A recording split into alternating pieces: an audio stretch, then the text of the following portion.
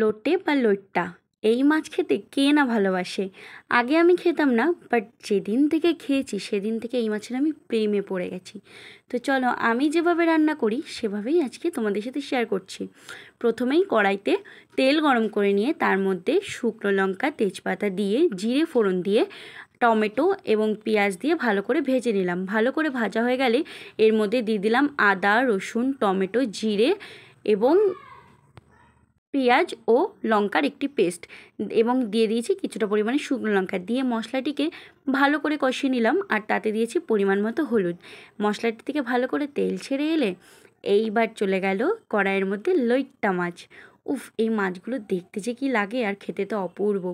দেখো এখানে আমি কিন্তু রান্নায় জল ইউজ করিনি, ওই লোটে মাছগুলো দিয়ে সামান্য খানিক নাড়িয়েই ঢাকা দিয়ে দিয়েছিলাম। জল মাছের থেকে বেরিয়েছে, আর মাছের থেকে যে পরিমাণে জল বেরিয়েছে সেটাকেই জাস্ট যতক্ষণ না শুকিয়ে যাচ্ছে ততক্ষণ ভালো করে কষাবো।